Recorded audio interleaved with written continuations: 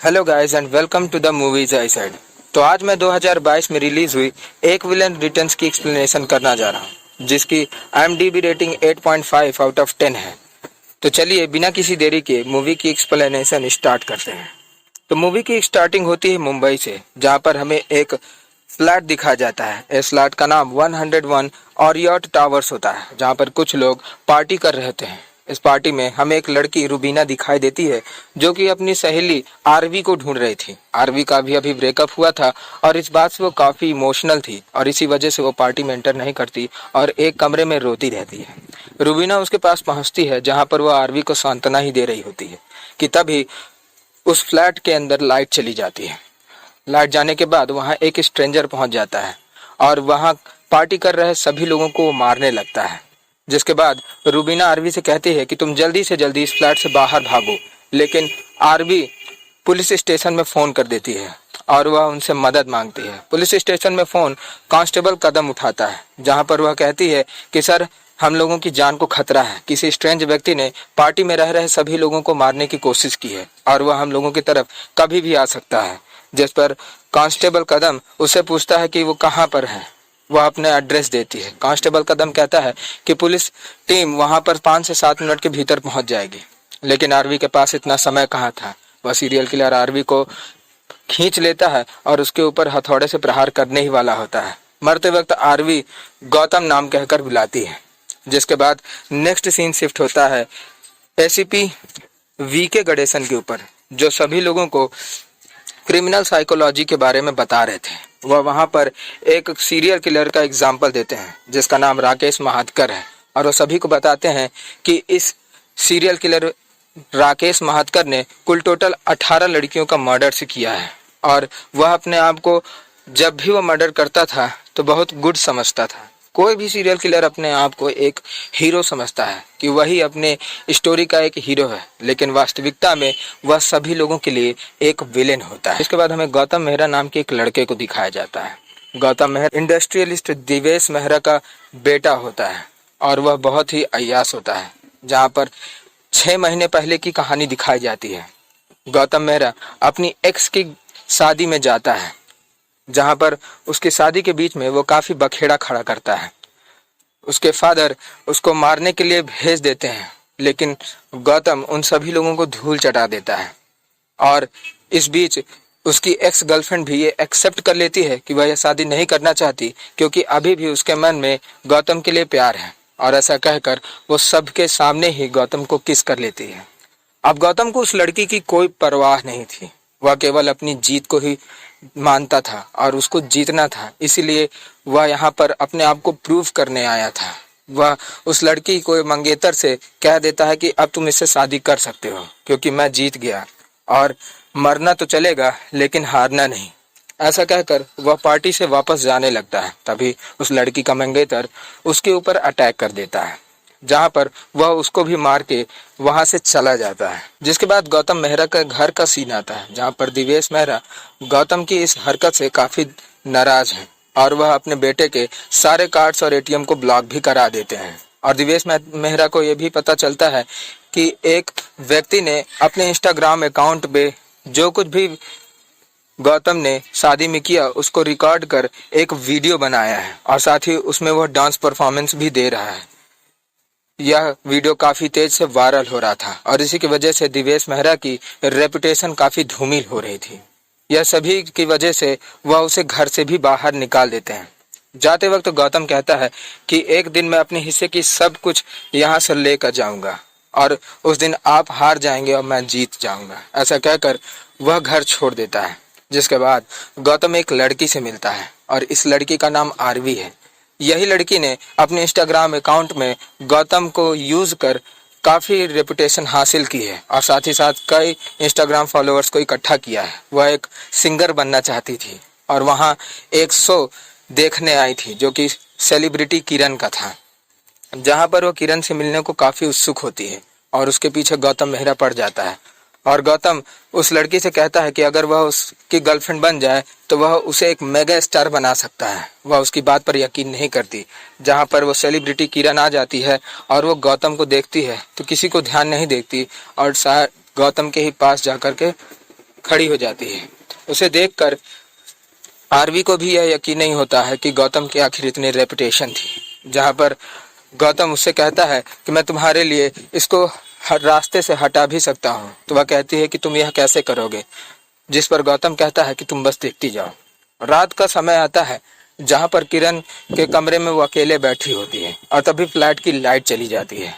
Light के बीच में एक मास्क पहने हुए एक व्यक्ति उसके कमरे में एंटर करता है, जहाँ पर वह उसे कुछ देर के लिए टॉर्चर करता है और फिर उसके बाद लाइट आ जाती है।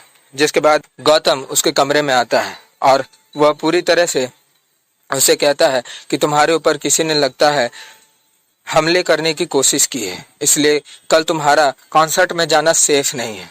जिसकी वजह से उसके सारे कॉन्सर्ट को कल के दिन कैंसिल कर दिया जाता है और उसकी जगह पर आरवी को कॉन्सर्ट में हिस्सा लेने के लिए कह दिया जाता है। अब आरवी कॉन्सर्ट में जाती है जहाँ पर वो सभी लोगों का मनोरंजन करती है और काफ़ी गाना गाती है, जिसकी वजह से अब वो काफ़ी पॉपुलर हो गई थी और आरवी इसी दौरान गौतम के भी काफ़ी नज़दीक आ गई थी।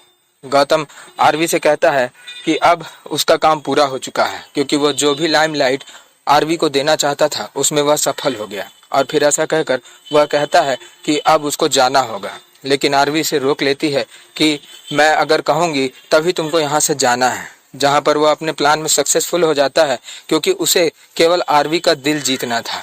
इसकी वजह से वो वहाँ रुक जाता है जहाँ पर आरवी और गौतम के बीच में इंटीमेट सीन होते हैं। जिसके बाद हमें पता चलता है कि आरवी एक क्लासिकल सिंगर बालकृष्ण शास्त्री की बेटी है, लेकिन वह उसकी नाजायज बेटी है और बालकृष्ण शास्त्री उसकी माँ को एक्सेप्ट नहीं करना चाहते थे। इस बात से वह काफ़ी दुखी थी, जिस पर वह गौतम से यह बताती है कि वह सिंगर इसीलिए बनना चाहती है क्योंकि एक दिन जब वह भारत के सबसे बड़े स्टेज पर परफॉर्म करे तो वहाँ पर बालकृष्ण शास्त्री उसे गर्व से अपनी बेटी कहकर बुला सकें। लेकिन वह अपने फादर के पास उस दिन जाएगी और कहेगी कि तुम मेरे फादर नहीं हो, और ऐसा कहकर वह उन्हें अपमानित करके वापस आना चाहती है। इस बात को सुनकर गौतम को भी काफ़ी बुरा लगता है और वह कहता है अपने इस प्लान में कामयाब जरूर होगी। जिसके बाद वो वहाँ से चला जाता है। अब अगले ही दिन हम रूबीना को देखते हैं, जो कि आरवी के पास पहुंचती है और उसे काफ़ी नाराज होती है और कहती है कि क्या तुमने आज सवेरे का शो देखा है, जहां पर न्यूज़ में बालकृष्ण शास्त्री को मीडिया वाले पूछते हैं कि आपकी जो फोटो वायरल हो रही है, आप उस लड़की को जानते हैं? जहां पर बालकृष्ण शास्त्री साफ साफ मना कर देते हैं कि वह फोटो मुझसे संबंधित नहीं है, मैं नहीं जानता कि मेरी ऐसी कोई फैमिली थी, मेरी केवल एक ही फैमिली थी और मैं उसे ही बहुत प्यार करता हूँ। जो फोटो वायरल हो रही थी वो वास्तव में आरवी की ही मोबाइल फ़ोन पे रखी हुई थी, जिससे आरवी समझ जाती है कि गौतम बदला ले रहा था और इसी बदले के चलते उसी ने इस फोटो को वायरल किया और वह इस चीज़ को सोचकर काफ़ी दुखी होती है।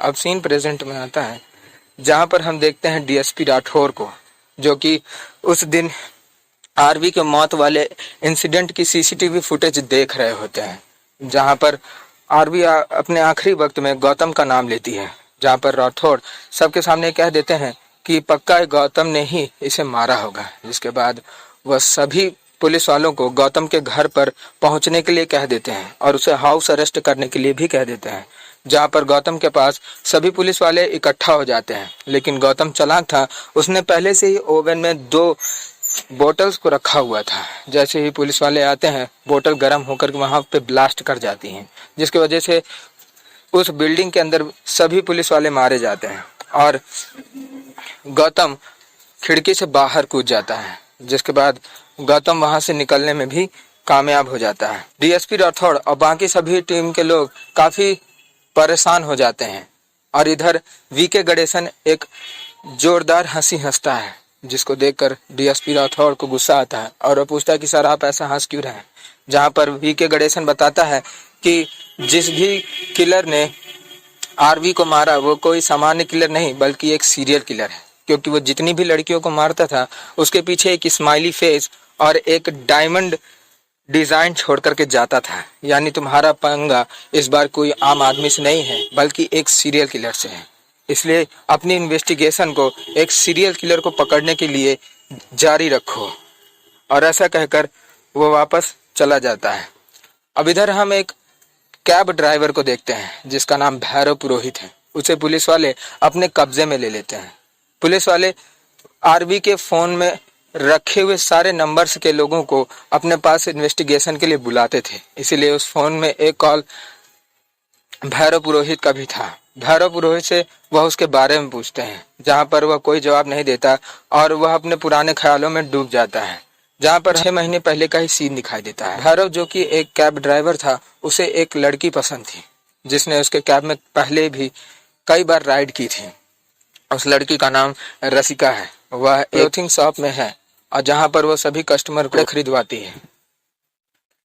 कैब ड्राइवर भैरव पुरोहित उसे काफी पसंद करता था और इसीलिए वह उसके पास जाता था, उसको देखता था, जिससे उसका मैनेजर यह कहता था कि आखिर ये तुमको बार बार देखता क्यों है। जहाँ पर रसिका कहती है कि मुझे पसंद करता है और सर देखिए मैं आज इसको कैसे लूट के आती हूँ। जहाँ पर वह भैरव के पास जाती है और उसे महंगे महंगे प्रोडक्ट्स खरीदवा देती है, जिससे कंपनी को काफी फायदा होता है और उसका बॉस भी इस बात से काफी खुश था। रास्ते में वही कैब ड्राइवर भैरव मिलता है, जिसकी गाड़ी में वो बैठ जाती है और फिर कहती है कि मुझे घर तक छोड़ दो। जब रास्ते में वो गाड़ी चलाने लगता है तो रसिका उससे उसका नाम पूछती है, जहाँ पर वो अपना नाम भैरव बताता है और साथ ही साथ वह यह भी बताता है कि यह जो कैब वो चला रहा है वह उसकी नहीं है, बल्कि वास्तव में यह कैब सतीश नाम के उसके एक दोस्त की है। और साथ ही साथ वो जू में भी काम करता है, क्योंकि उसे अच्छी खासी इनकम चाहिए और ये जो शॉपिंग वो करता है उसका खर्चा निकालने के लिए जू से ही काफ़ी पैसा उसे मिलता है, जिसके बाद वह उसे घर तक छोड़ देता है। इधर हम देखते हैं कि रसिका और भैरव के बीच में प्रेम बढ़ने लगता है और रसिका भी मन ही मन उसे पसंद करने लगती है, जिसके बाद सतीश भैरव को छेड़ने के लिए शेर को खुला छोड़ देता है और फिर जब भैरव उसे डर कर बाहर गिर जाता है तो वह शेर को अंदर बंद कर देता है। अब इधर हम देखते हैं कि सतीश जो है वो अपने बेटे को पसंद नहीं करता था, क्योंकि उसके जन्म के ही पहले उसकी माँ खत्म हो गई थी, जिसकी वजह से वो अपने बेटे से काफ़ी ज़्यादा नाराज़ है। और उसका बेटा जब उसे कहता है कि आज मुझे स्कूल छोड़ने जाओ, तो वह उसे स्कूल छोड़ने नहीं जाता, बल्कि कह देता है कि तू अपनी माँ को खा गया और अब मेरा दिमाग मत खा। जिसके बाद वहाँ पर भैरव आ जाता है और वह उस लड़के को ले करके उसके स्कूल तक छोड़ देता है। जिसके बाद भैरव रसिका के पास जाता है और रसिका और भैरव के बीच में फिर से बातचीत होने लगती है। रसिका भैरव को भी अब पसंद करने लगी थी, इसलिए वह उसके लिए वॉचेस और कई प्रकार की चीज़ें खरीदती है। जहाँ पर रसिका की निगाह एक रिंग पर पड़ती है, लेकिन रिंग कॉस्टली होने की वजह से वह भैरव से कहती है कि यहाँ से चलो। लेकिन भैरव यह समझ जाता है कि वह रिंग को देख रही है और वह ठान लेता है कि वह इस रिंग को उसके लिए जरूर खरीदेगा। रास्ते में रसिका भैरव की गाड़ी चलाती रहती है, जहाँ पर दो लड़के बाइक से उसके गाड़ी को क्रॉस करके चले जाते हैं, जिससे रसिका काफ़ी नाराज हो जाती है और फिर वह अपनी गाड़ी की स्पीड को तेज करती है और उन लड़कों के बाइक पर टक्कर मार के उन्हें ज़मीन पर गिरा देती है। अब सीन प्रेजेंट में आता है, जहाँ पर पुलिस वाले कहते हैं कि कहाँ खो गए, तो वह बताता है कि सर मैं कुछ नहीं जानता, आरवी मैडम को मैंने कुछ दिन पहले अपनी कैब में छोड़ा था, इसके अतिरिक्त मुझे और कुछ नहीं पता है। जहाँ पर वह उसे छोड़ देते हैं, जिसके बाद गणेशन इन सभी चीज़ों को देखता रहता है और फिर वहाँ पर न्यूज़ में एक लड़का आता है जिसका नाम आशु है और वह न्यूज़ वालों को यह बताता है कि वास्तव में उसने आरवी के कातिल को देखा है, क्योंकि आरवी के कातिल ने ही उसकी गर्लफ्रेंड का भी खून किया है और वह एक स्माइली किलर है, जिस पर वीके गणेशन को शक होता है और वह कहता है कि डीएसपी राठौड़, मैं और तुम जानते हैं कि वह स्माइली छोड़कर जाता था, लेकिन इस लड़के को कैसे पता चला। और इस बात से वह अनुमान लगा लेता है कि उसको वास्तव में स्माइली किलर ने ही भेजा था। जिसके बाद वह टीम को उसके पीछे जाने को कहता है और मीडिया में जब फ़ोन करता है तो वहाँ पर सारे रिपोर्टर्स उससे यही बताते हैं कि वो लड़का पहले ही जा चुका है। अब वह लड़का स्माइली किलर के पास जाता है, जहाँ पर वह कहता है कि तुमने जैसा कहा था मैंने वैसा ही कर दिया, तुमने मेरी गर्लफ्रेंड का खून करके मेरे ऊपर एहसान किया है और इसीलिए मैंने तुम्हारा आज काम कर दिया। जहाँ पर वो कहता है कि तुम्हारा बहुत बहुत थैंक यू और फिर स्माइली किलर उसे उठाकर ट्रेन के आगे फेंक देता है। अब हमें ये पता चलता है कि उस लड़के का पीछा गौतम पहले से ही कर रहा था, इसलिए वह भी स्माइली किलर तक पहुँच जाता है, जहाँ पर एक ट्रेन रुकती है और स्माइली किलर और गौतम उस ट्रेन के अंदर पहुँच जाते हैं। उन दोनों के बीच में जमकर फाइट होती है, जहाँ पर गौतम को स्माइली किलर काफ़ी ज़्यादा मारता है और वो बेहोश होने लगता है। जिसके बाद स्माइली किलर उससे कहता है कि मैं तुमसे आज नहीं लड़ना चाहता और मैं तुम्हें आज जान से नहीं मारना चाहता है, क्योंकि तुम एक दिल टूटे हुए आशिक हो। तुम आरवी को ये नहीं जानते कि वो कितनी खतरनाक थी।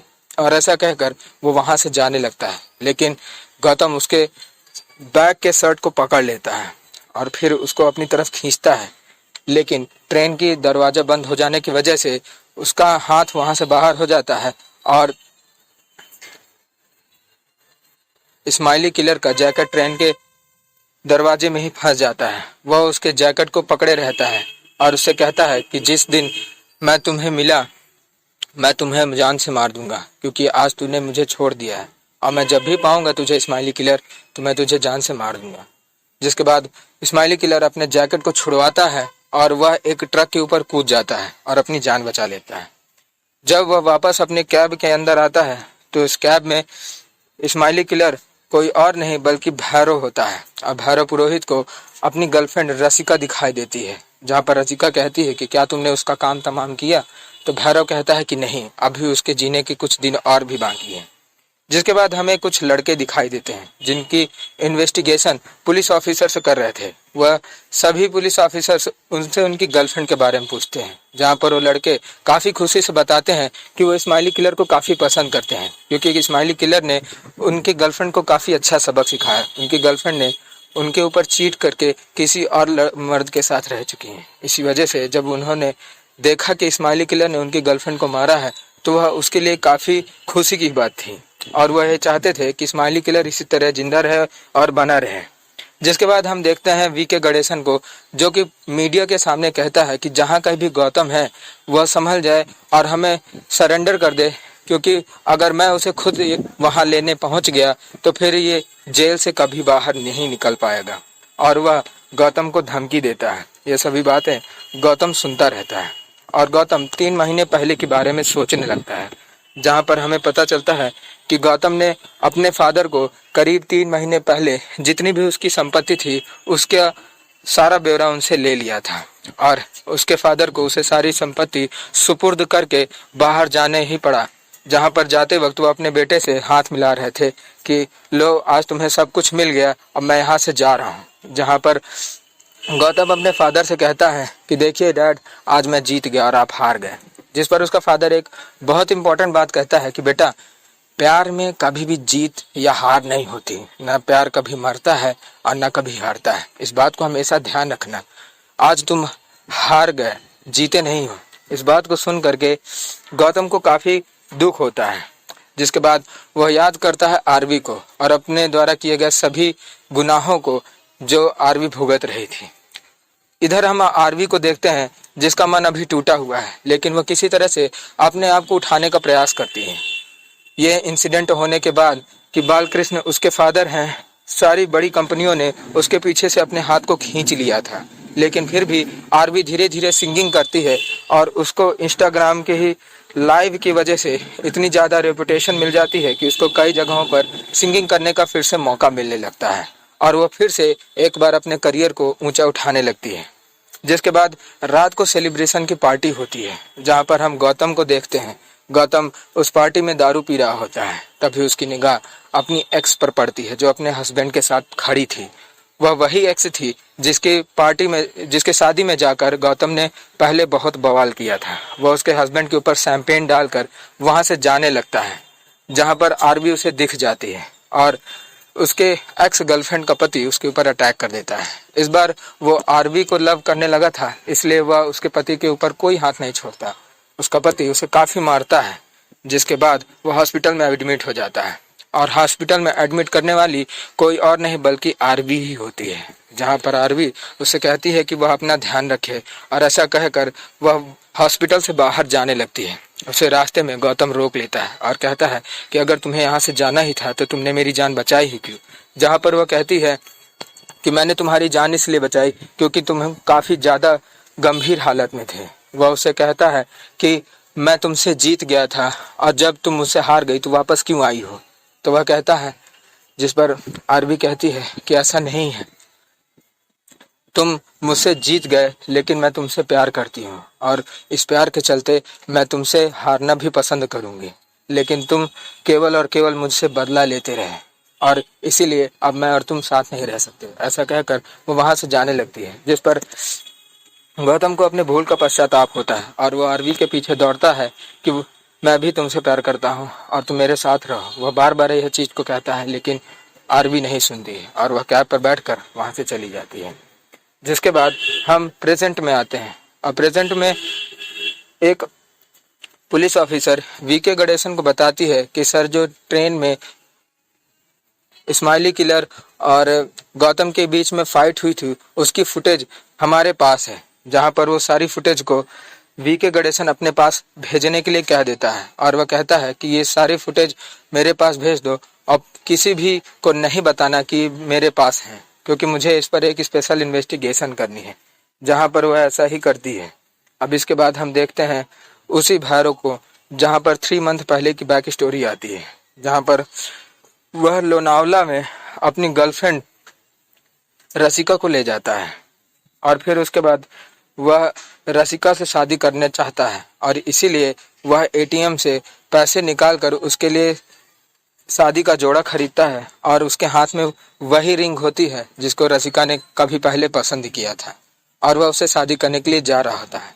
लेकिन एटीएम से पैसा निकालते हुए उसे कुछ गुंडों ने देख लिया था जो उसके पैसे को लूटना चाहते थे, इसलिए वह उसे उसी के कैब के अंदर बैठा के बंधक बना लेते हैं और फिर उसे लूटने की कोशिश करने लगते हैं। तभी उसे रसिका की बात ध्यान आती है कि अपने ऊपर हो रहे अन्याय को कभी सपोर्ट नहीं करना चाहिए और जमकर मुकाबला करना चाहिए। जहां पर वो सभी गुंडों को बहुत तेज मारता है और उन सबको सबक सिखाता है। जिसके बाद वो सभी लोग उसे पैसे और रिंग हैंड ओवर करने लगते हैं, लेकिन वो केवल रिंग को ही अपने हाथ में लेता है। जिसके बाद वह वहां से चला जाता है। अब रात के समय में जब वो लोनावला के अपने कमरे के अंदर पहुंचने ही वाला होता है कि वह अतुल को देखता है, जो कि रसिका का बॉस था और रसिका का बॉस अतुल रसिका के साथ इंटीमेट होता रहता है। यह सब सीन वो अपने आंख से देखता है और उसे काफी दुख होता है। जिसके बाद वो रोते हुए अपने सतीश के यहाँ वापस आता है, जहाँ पर सतीश का बेटा उससे कहता है कि जो लोग चले गए उनके बारे में नहीं सोचना चाहिए। अब इसके बाद हम देखते हैं कि फिर नेक्स्ट डे भैरव पुरोहित रसिका को पिकअप करने जाता है, जहाँ पर रसिका उसे छूने की कोशिश करती है और भैरव पीछे हट जाता है। अब रसिका को पता चल जाता है कि भैरव ने अतुल के साथ उसे देख लिया था, इसलिए वह कहती है कि वह अतुल उसके साथ जानबूझकर गलत करना चाहता है और इसीलिए उसके पास कुछ प्राइवेट वीडियोस और फोटोज भी उसकी थी, इसीलिए उसको ऐसा करना पड़ा। तुम मेरी मदद करोगे? जहां पर भैरव तुरंत तैयार हो जाता है कि हाँ मैं तुम्हारी मदद करूंगा, लेकिन वह उसके ऊपर जोर से हंसती है और कहती है कि तुम कितने डिसेंट हो, मैं तुमसे मजाक कर रही थी, ये वास्तविकता नहीं है। वास्तविकता तो ये है कि मैं अतुल को पसंद करती थी, इसलिए अगर तुम ये चीज सोचते हो कि तुम अच्छे हो और अच्छे लोग हीरो को तरह बने रहेंगे, मुझे मजबूर पाओगे और फिर तुम मेरी लोगों से रक्षा करोगे और मैं तुम्हें पसंद करने लगूंगी, ये सब हीरो वाली बात है। मुझे विलेंस पसंद है और मैं विलेंस की तरह रहना चाहती हूँ। कोई भी हीरो कभी भी विलेन से ज़्यादा पावरफुल नहीं होता है। जिसके बाद वह ऐसा कहती है और फिर उसे रास्ते में एक लड़का मिल जाता है। उस लड़के को वो कैब में शरण देते हैं, जहाँ पर वह लड़का अपनी गर्लफ्रेंड से लड़ाई करता है क्योंकि उसकी गर्लफ्रेंड किसी और के साथ थी। वह काफ़ी परेशान रहता है और अपनी गर्लफ्रेंड को वापस पाने के लिए काफ़ी डेस्परेट रहता है। वह उसके पैर तक पकड़ता है, लेकिन वह उसकी गर्लफ्रेंड नहीं मानती। जिस पर रसिका भैरव से यही कहती है कि देख रहे हो ये लड़का उसे कितना पसंद करता है, लेकिन वह इसको कुछ भी नहीं मानती अपने आगे। इसलिए हमें उनकी परवाह नहीं करना चाहिए जो हम पर चीट कर रही हो और जो किसी के सच्चे प्रेम को ना समझ पाए। इसलिए तुम्हें क्या नहीं लगता, अब तुम्हारे पास 2 ऑप्शन है, या तो उस लड़के को मारकर तुम वहां से बाहर निकाल दो, या इस चीट कर रही लड़की को सबक सिखाओ और इसे जान से मारकर उस लड़के के सामने हीरो बन जाओ। जहां पर वो ऐसा ही करता है और उस लड़की को उसके ही बॉयफ्रेंड के सामने मार देता है और वह उसका पहला मर्डर होता है। उसका बॉयफ्रेंड उसे देखकर वहां से भाग जाता है। जिसके बाद वह इस तरह के कई सारे मर्डर्स करने लगता है और अब अंतिम बारी होती है आरवी की, जहां पर आरवी उस दिन जब गौतम से लड़ाई की उसके बाद जिस कैब में वो बैठी थी वह कैब किसी और की नहीं बल्कि भैरव की थी। उस कैब में वह बार बार आरवी का नाम पुकार रहा था और इसीलिए भैरव सोच लेता है कि आरवी भी बाकी सभी लड़कियों की तरह गौतम के ऊपर चीट कर रही थी और इसीलिए वह उसके पीछे पड़ जाता है। जब आरवी अपने घर में अकेले होती है तो फिर हमें वही पुराना सीन दिखाया जाता है जहाँ पर फ्लैट के अंदर लाइट चली जाती है और लाइट को बंद करने का काम भैरव करता है और भैरव फिर टावर में चढ़ जाता है और वहां से डायरेक्ट बिल्डिंग के अंदर एंटर करता है और सभी लोगों को जान से मार देता है, इंक्लूडिंग आरवी। लेकिन वह आरवी को जान से नहीं मारता बल्कि वो सेफली उसको एक जगह पर बचा करके रखे रहता है। सीन प्रेजेंट में आती है जहां पर एक पुलिस ऑफिसर वीके गणेशन को ये बताती है कि सर, फेसबुक में मैंने तलाशा और वहां पर स्माइली किलर ने कई लोगों को कमेंट किया है, जहां पर आरवी का वीडियोस उसने कई बार अपने सोशल मीडिया अकाउंट से देखा और जिस अकाउंट से सोशल मीडिया के वो सारे वीडियोस देखे गए वह उसका एड्रेस 7 आइलैंड जू भैकुरा में है। और ये सभी चीज़ों को गौतम भी अपने कानों से सुन रहा था, जहाँ पर गौतम अकेला ही वहाँ पर स्माइली किलर को मारने के लिए पहुँच जाता है। लेकिन स्माइली किलर वास्तव में वीके गणेशन के घर के सामने खड़ा रहता है, जो कि उस सब बातों को सुन रहा था। और इधर वीके गणेशन को स्माइली किलर जान से मार देता है, जहाँ पर जैसे ही गौतम बाहर निकलता है रास्ते में उसे सारे पुलिस वाले मिलते हैं जो उसके एनकाउंटर को करने के लिए बेकरार हैं और सभी उसके ऊपर गोलियां चलाते हैं। लेकिन वो किसी तरह से गोलियां से बचकर पहुंच जाता है जू आइलैंड में, जहां पर हम देखते हैं आरवी को, जो कि अपनी जान बचाकर किसी तरह भागने का प्रयास करती है। लेकिन वह गौतम को रास्ते में देख लेती है और फिर वह डर जाती है, क्योंकि वह यह समझती थी कि गौतम ने ही उसके ऊपर अटैक करने की कोशिश की। जिसके बाद वह वापस आती है तो वह वहां पर भैरव से टकरा जाती है। वह भैरव से कहती है कि किसी तरह वह उसकी जान बचा ले, जहां पर भैरव कहता है कि वह ऐसा नहीं कर सकता, क्योंकि वही उसकी जान को मार करके किसी तरह से गौतम के साथ न्याय कर सकता है। और इसलिए वह उसे उठा करके जू के अंदर ही बने एक कमरे में पटक देता है। जब सतीश इस सब चीजों को देखता है तो वह सतीश को भी जान से मार देता है। जिसके बाद गौतम और smiley killer face to face आते हैं। लेकिन इस बार गौतम स्माइली किलर का कुछ नहीं कर सकता था, क्योंकि वह अपने शरीर में भी एक चाकू लगवा लेता है, जिससे पुलिस उसको हिरासत में ले लेती है। और सतीश का छोटा बेटा भी झूठ बोल देता है कि पापा ने जबरदस्ती ही सारी लड़कियों को जान से मारा और वो उनकी गर्लफ्रेंड्स थी और आरवी के बारे में मुझे कुछ नहीं पता है। वो अपने फादर को ही झूठा साबित कर देता है भैरव की जान बचाने के लिए। जिसके बाद हम देखते हैं कि वह आरवी को ले जाकर भैरव एक कमरे के अंदर उसे टॉर्चर करता है, उससे जान से मारने की कोशिश करने लगता है। लेकिन वह किसी तरह अपनी जान बचाकर वहां से भागने की कोशिश करती है। और यहाँ पर भैरव के साथ उसकी गर्लफ्रेंड रसिका भी मौजूद रहती है, जहाँ पर हम देखते हैं कि जब वो बाहर भाग रही होती है तो वह उसके पीछे फिर से पड़ जाता है। लेकिन इस बीच एंट्री हो जाती है गौतम की, जहां पर गौतम उससे कहता है कि अब तू फेस टू फेस मुझसे लड़, क्योंकि मैंने तुझसे कहा था कि अगली बार मैं अगर तेरे सामने आया तो मैं तुझे जान से मार दूंगा।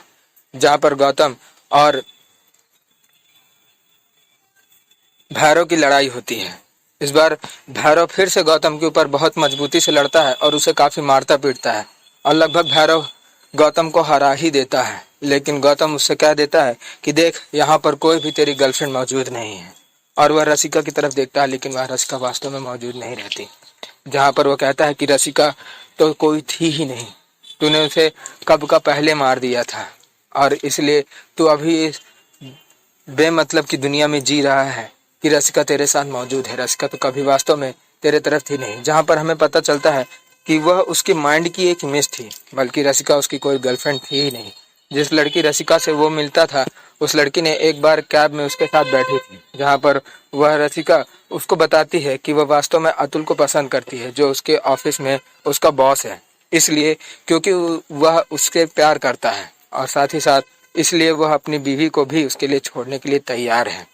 जिस बात को जब भैरव सुनता है तो उसको काफी नाराजगी होती है और इसकी वजह से जब रसिका वहां से बाहर निकलने लगती है तो भैरव उसके कस के गले लगाता है और इतनी जोर से उसे गले लगाता है जिसकी वजह से रसिका का दम घुट जाता है और उसकी तुरंत ही मौत हो जाती है। और मौत होने के बाद वह उसकी लाश को अपने हाथ में उठा करके एक फ्रीजर के अंदर डाल देता है और वह उसकी सारी माइंड में इमेजेस को क्रिएट करने लगता है और उसी के बारे में सोचता है कि रसिका हमेशा से ही उसके साथ थी। जब यह बात गौतम उसको बार बार बताता है तो वह उसको और मारने लगता है और कहता है कि अब मैं बचे हुए सभी लोगों को जान से मार दूंगा। जहाँ पर वह उसको ऊपर घूंचा उठाता है तभी गौतम उसको पकड़ लेता है और कहता है कि प्यार कभी मरता नहीं और न कभी हारता है।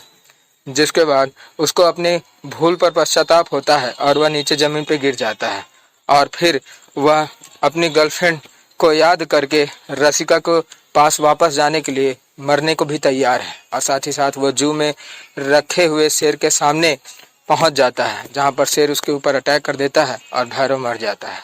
अब नेक्स्ट सीन में गौतम अपनी गर्लफ्रेंड आरवी को लेकर के वहां से चला जाता है, जिसके बाद हमको मूवी के सबसे लास्ट और एंडिंग सीन में दिखाया जाता है कि राकेश फिर से वापस आ गया है और राकेश कहता है आपको फिर से शिकायत का मौका नहीं दूंगा, और ऐसा कहकर हंसता है और इसी के साथ भैरव की आंखें खुल जाती हैं और फिर मूवी एंड हो जाती है। तो कैसे लगा आपको एक्सप्लेनेशन? इसी तरह के और भी इंटरेस्टिंग एक्सप्लेनेशन सुनने के लिए चैनल के साथ बने रहें। तब तक के लिए जय हिंद, वंदे मातरम।